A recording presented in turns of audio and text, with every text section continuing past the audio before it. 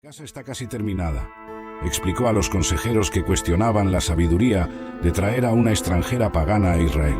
Pero primero debo terminar la casa del Señor. Por eso, ella vivirá en la ciudad de David hasta que complete su residencia. Esa no sería la última alianza matrimonial del sabio rey. En los años siguientes, princesas de Moab, Amón, Edom, Sidón y de la tierra de los hititas se unieron al creciente harén real. Cada una llegaba con promesas de paz, acuerdos comerciales y ventajas diplomáticas. El rey debe fortalecerse con muchas alianzas, argumentaba Azarías, hijo de Zadoque, uno de los principales consejeros. Así, Israel estará protegido por todos lados. Pero no todos miraban con agrado estas uniones. Zadoque, el sumo sacerdote, recordaba con frecuencia las palabras de Moisés: «No tomarás para ti mujer de las hijas de los pueblos de alrededor, para que no te aparten de mí para servir a otros dioses». Salomón escuchaba estos consejos con expresión imperturbable. Su sabiduría era legendaria, su riqueza incomparable. Bajo su gobierno, Israel se expandía pacíficamente, convirtiéndose en un centro de comercio y cultura. ¿Quién se atrevería a cuestionar los métodos del hombre a quien el propio Dios había concedido sabiduría? El sol naciente se reflejaba en el Mar Rojo, mientras zarpaban barcos cargados desde el puerto de Ezión-Geber.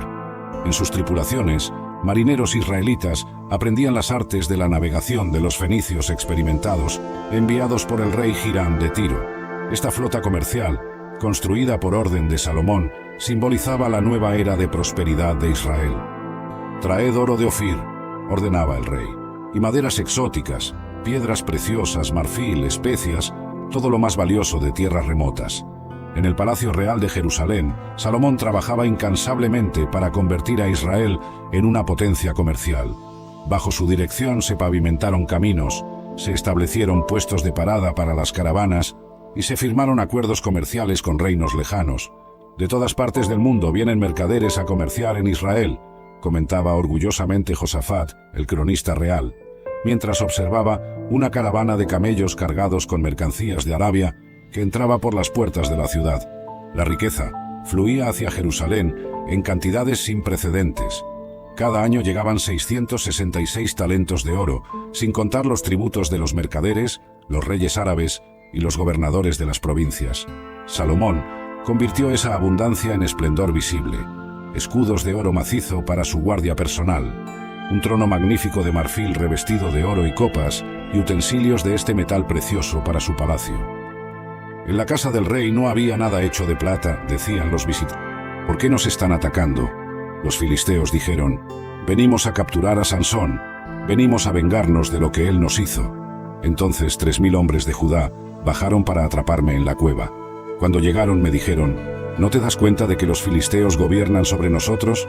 ¿Qué estás haciendo con nosotros?». Pero respondí: «Solo les hice lo que ellos me hicieron a mí». Luego, los hombres de Judá me dijeron: «Hemos venido para atarte y entregarte a los filisteos». Acepté, pero les hice prometer que no me matarían. «Aunque soy fuerte, no soy invencible». Ellos respondieron: «Solo te ataremos y te entregaremos a los filisteos, no te mataremos». El hecho de que los soldados de la tribu de Judá me entregaran a los filisteos muestra cuánto mi pueblo estaba bajo la opresión de los filisteos.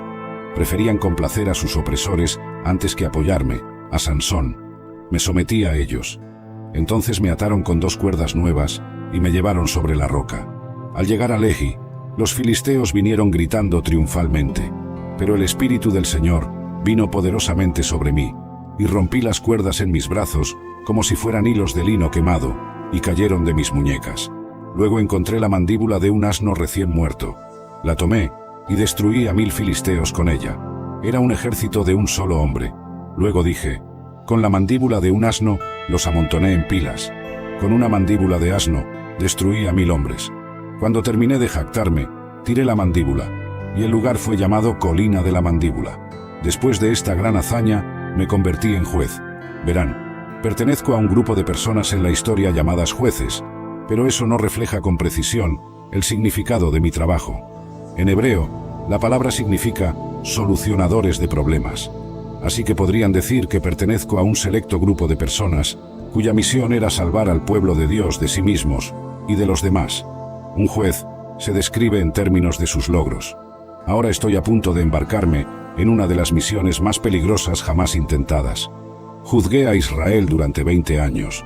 Durante este periodo, los filisteos todavía dominaban la tierra. Después de eso, viajé a Gaza, donde vi una prostituta, y posteriormente tuve relaciones con ella. Los gazitas escucharon que alguien decía, «Sansón está aquí». Entonces rodearon el lugar y esperaron toda la noche en la puerta de la ciudad para emboscarme. Permanecieron en silencio toda la noche, diciendo, «Por la mañana, cuando amanezca, lo mataremos». Pero yo descansé allí hasta la medianoche, momento en el cual me levanté. Tomé las puertas de la puerta de la ciudad y los 2 postes, levanté todo, barra y todo, y los coloqué sobre mis hombros antes de llevarlos a la cima de la colina que está directamente frente a Hebrón. Esos portones que cargué no eran portones comunes. Los carros de guerra necesitaban pasar a los 450 profetas de Baal y los 400 profetas de Asera que comen de la mesa de Jezabel. Acab obedeció, y todo Israel, junto con los profetas de Baal y Asera, se reunió en el monte Carmelo. Me acerqué al pueblo y clamé, «¿Hasta cuándo vacilaréis entre 2 opiniones? Si el Señor es Dios, seguidle, y si Baal, seguidle». Pero el pueblo no respondió nada. Dije entonces, «Solo yo he quedado como profeta del Señor, y los profetas de Baal son 450 hombres. Dénsenos pues 2 bueyes, y ellos escojan para sí uno de los bueyes, y lo corten en pedazos, y lo pongan sobre la leña, pero no le pongan fuego. Y yo prepararé el otro buey, y lo pondré sobre la leña, y no le pondré fuego. Entonces, invocad el nombre de vuestro Dios, y yo invocaré el nombre del Señor. Y el Dios que responda con fuego, ese será Dios». El pueblo, animado con la propuesta, respondió, «Buena es esta palabra». Los profetas de Baal escogieron su buey, lo prepararon e invocaron el nombre de Baal desde la mañana hasta el mediodía, clamando, «Oh Baal, respóndenos». Pero no hubo voz ni respuesta. En desesperación, saltaban sobre el altar que habían hecho. Al mediodía, comencé a burlarme de ellos diciendo, «Clamad en voz alta, porque Él es un Dios. Tal vez esté meditando, o está ocupado, o está de viaje, o tal vez está durmiendo y debe ser despertado». Ellos clamaban más fuerte, y se cortaban con cuchillos y lanzas hasta derramar sangre sobre sí, pero no hubo respuesta ni atención alguna. Entonces dije al pueblo, «Acercaos a mí». Y todo el pueblo se acercó mientras yo reparaba el altar del Señor, que estaba derribado. Tomé 12 piedras, conforme al número de las tribus de los hijos de Jacob, y con ellas edifiqué un altar en nombre del Señor. Hice una zanja alrededor del altar, suficiente para contener 2 medidas de semilla. Puse la leña en orden, corté el buey en pedazos y lo puse sobre la leña. Ordené, «Llenad de agua 4 cántaros y derramadla sobre el holocausto y sobre la leña». Y así hicieron 3 veces, hasta que el agua corría alrededor del altar y llenaba la zanja. Cuando llegó la hora de ofrecer el sacrificio, me acerqué al altar y oré, «Oh Señor Dios de Abraham, de Isaac y de Israel, hágase hoy manifiesto que tú eres Dios en Israel, y que yo soy tu siervo, y que conforme a tu palabra he hecho todas estas cosas. Respóndeme, Señor, respóndeme, para que este pueblo conozca que tú, Señor, eres Dios, y que tú has hecho volver sus corazones». Entonces, el fuego del Señor cayó y consumió el holocausto, la leña, las piedras y el polvo, y aún lamió el agua que estaba en la zanja. El pueblo, al ver esto, cayó sobre sus rostros y exclamó, «De todo objeto de marfil, de todo objeto de madera preciosa, de cobre, de hierro y de mármol, y canela, especias aromáticas, incienso, mirra, olíbano, vino, aceite, flor de harina, trigo, bestias, ovejas, caballos, carros y esclavos, almas de hombres». Apocalipsis 18, versículos 11 al 13. Fíjense en algo crucial aquí. Esta lista no describe lo que Babilonia produce, describe lo que Babilonia consume. Esta es una nación que importa prácticamente todo desde el resto del mundo. Estados Unidos es exactamente eso. América importa flores de Colombia, café de Brasil, electrónicos de Corea, textiles de Bangladesh, automóviles de Japón y Alemania, petróleo de Medio Oriente y Venezuela, frutas tropicales de América Central, especias de India y Asia. La economía global entera está estructurada alrededor de satisfacer el apetito consumidor estadounidense. Cuando los estadounidenses dejan de comprar, las fábricas en China cierran. Cuando América entra en recesión, Brasil sufre. Cuando el mercado inmobiliario estadounidense colapsa, bancos europeos quiebran. Pero ¿cómo puede América permitirse comprar tanto más de lo que produce? Simple, imprime el dinero. Porque el dólar es la moneda de reserva mundial. Estados Unidos puede crear dólares de la nada y el mundo tiene que aceptarlos. La antigua Babilonia controlaba rutas comerciales regionales. La América moderna controla el sistema financiero global mismo. Dice en su corazón, yo estoy sentada como reina, y no soy viuda, y no veré llanto. Apocalipsis 18, versículo 7. El orgullo es inconfundible. El dólar es demasiado grande para fallar.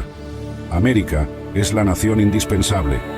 Somos la única superpotencia del mundo. Pero el dominio económico no significa nada sin el poder para reforzarlo.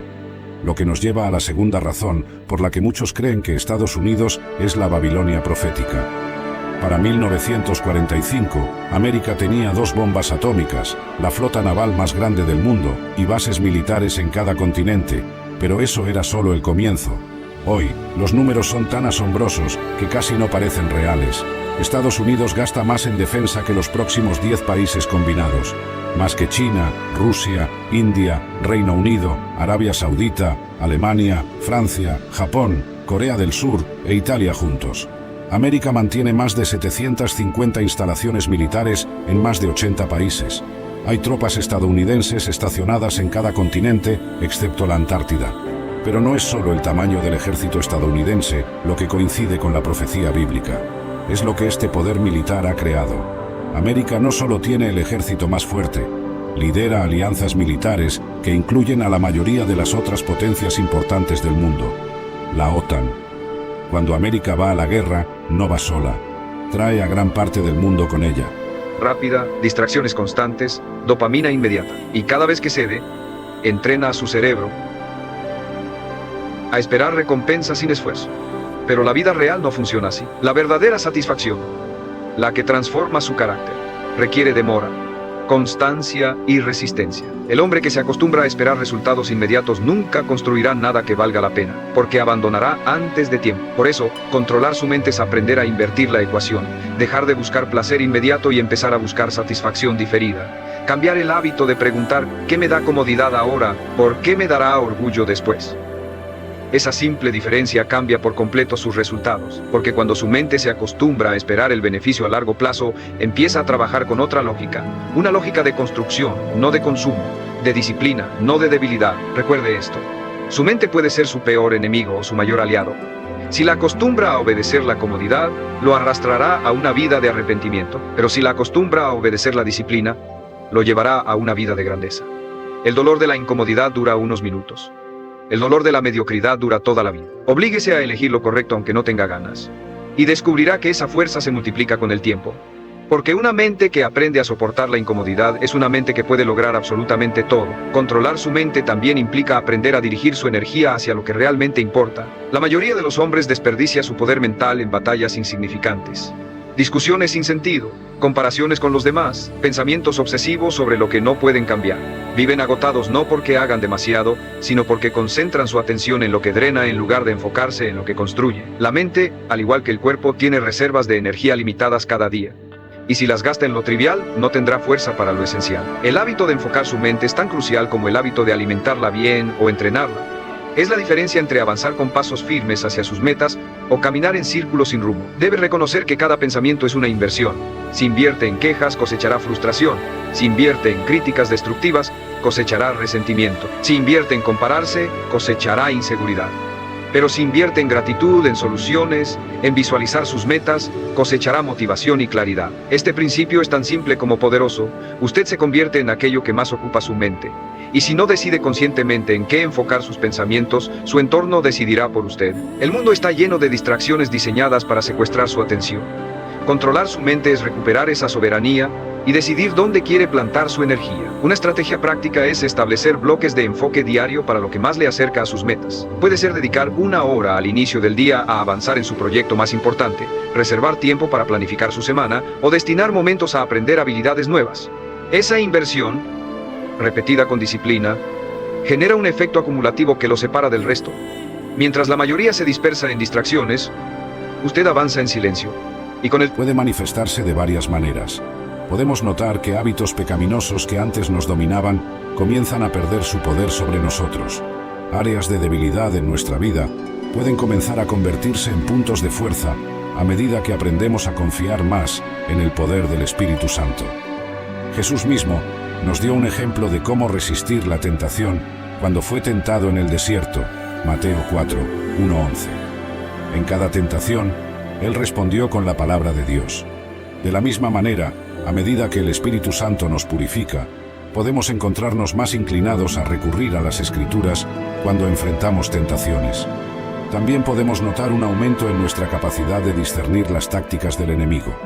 Pablo nos advierte en 2 de Corintios 2, 11, para que Satanás no gane ventaja alguna sobre nosotros, pues no ignoramos sus maquinaciones. Pero este aumento en la resistencia a la tentación no significa que nunca más seremos tentados o que nunca más caeremos, pero significa que, con el tiempo, nos volvemos más equipados para lidiar con la tentación de una manera que honra a Dios. Santiago nos da una perspectiva importante sobre la tentación en Santiago 1, 12-15.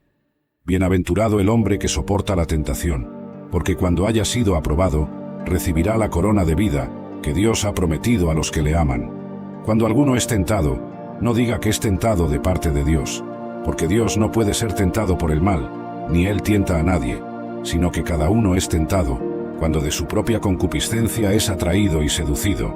Entonces la concupiscencia, después que ha concebido, da a luz el pecado, y el pecado, siendo consumado, da a luz la muerte. Crecimiento en la humildad y dependencia de Dios. Una señal poderosa es un crecimiento en la humildad y una conciencia más profunda de nuestra dependencia de Dios. A medida que el Espíritu trabaja en nuestro corazón, nos volvemos más conscientes de nuestra propia debilidad y de la grandeza y suficiencia de Dios. Santiago 4, 6 nos recuerda, pero Él da mayor gracia. Por esto dice, Dios resiste a los soberbios y da gracia a los humildes. A medida que el Espíritu Santo nos purifica, nos volvemos más conscientes de nuestra necesidad continua de la gracia de Dios. Este crecimiento en la humildad puede manifestarse de varias maneras. Podemos volvernos más rápidos en admitir nuestros errores y pedir perdón. Podemos encontrarnos menos inclinados a juzgar a los demás y más propensos a extender gracia y misericordia. También podemos notar un cambio en cómo vemos nuestros logros y éxitos. En lugar de jactarnos de nuestras propias habilidades, podemos volvernos más conscientes de cómo Dios nos ha capacitado y bendecido. Como Pablo escribió en 1 de Corintios, reverente y confusión. Las revelaciones de esta noche habían sido abrumadoras, desde la destrucción del templo hasta la venida gloriosa del Hijo del Hombre en las nubes, desde las señales cósmicas hasta la necesidad de vigilancia constante. Sutil e inconfundiblemente, Jesús había entrelazado dos eventos distintos en su discurso: la destrucción venidera de Jerusalén, que ocurriría dentro de aquella generación, y su venida futura en gloria al final de los tiempos. Los discípulos aún no comprendían completamente esa dualidad profética, pero las semillas de ese entendimiento habían sido plantadas. Para hacer aún más clara la necesidad de vigilancia, Jesús comenzó a contar una nueva parábola.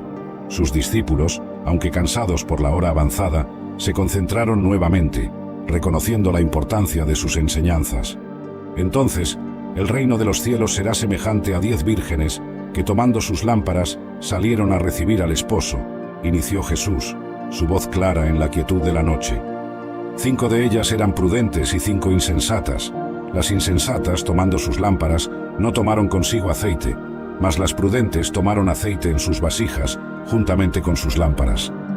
Jesús continuó describiendo cómo, mientras el esposo tardaba, todas cabecearon y se durmieron. A la medianoche se oyó un clamor: «Aquí viene el esposo, salid a recibirle».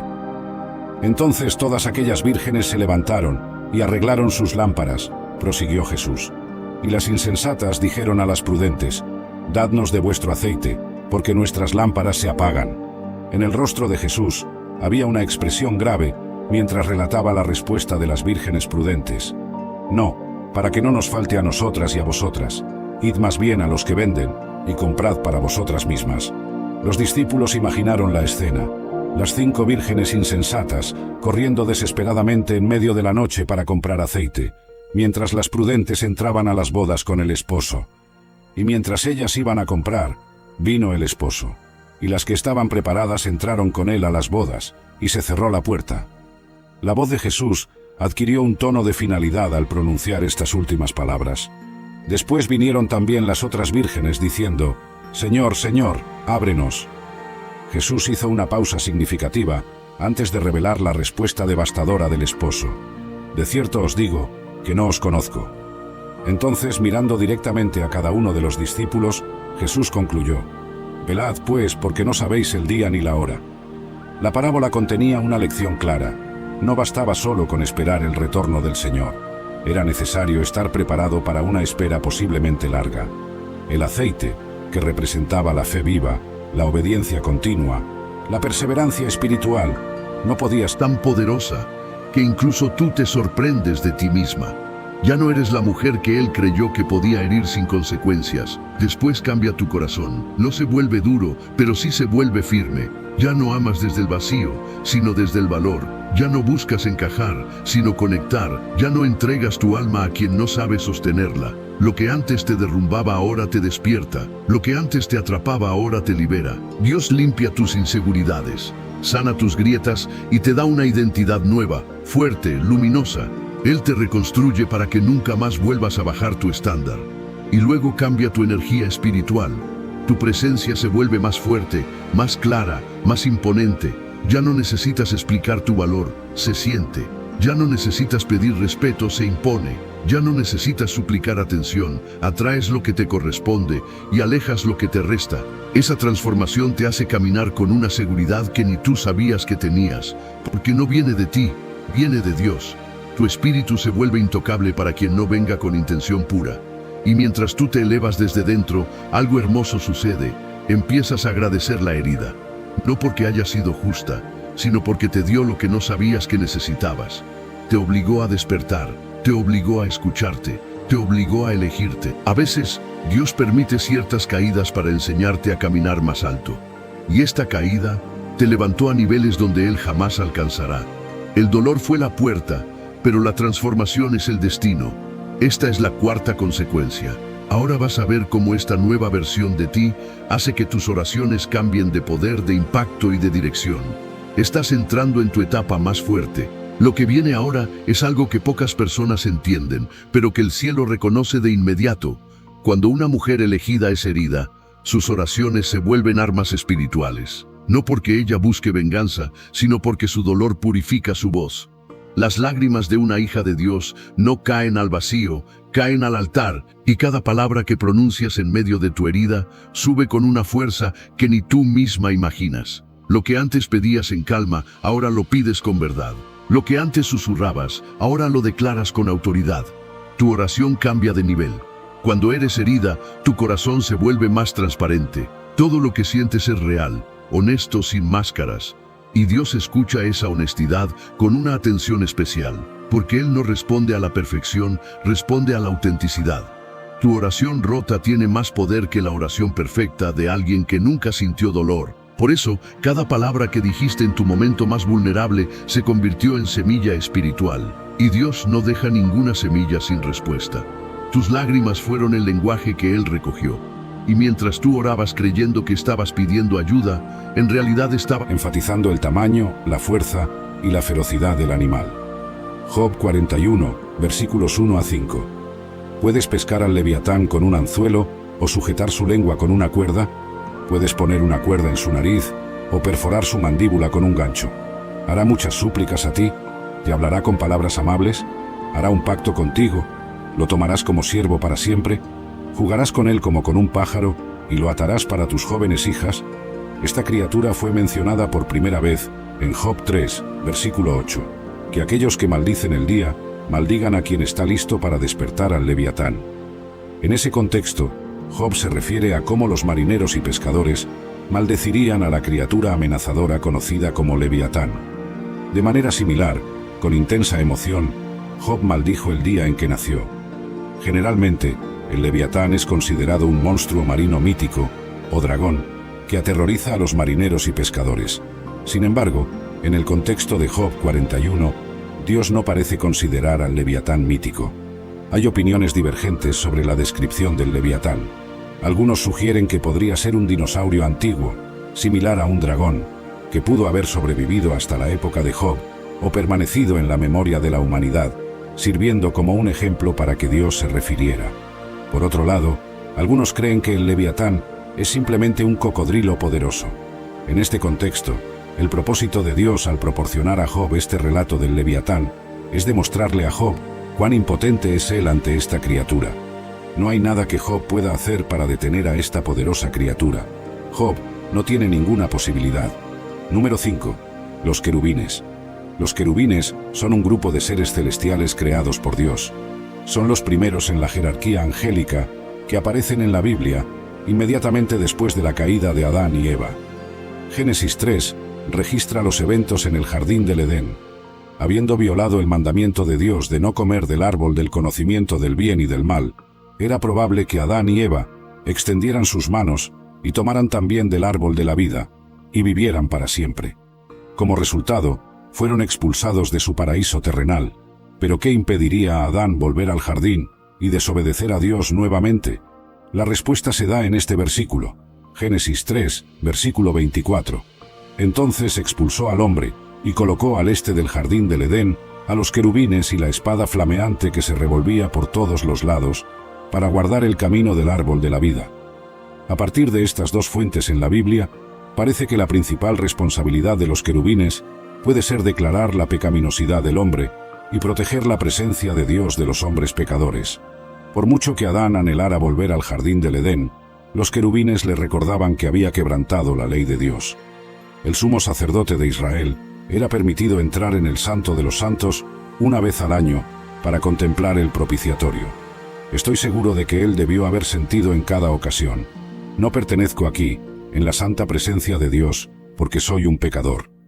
Los querubines son seres reales y poderosos. Sin embargo, los querubines en la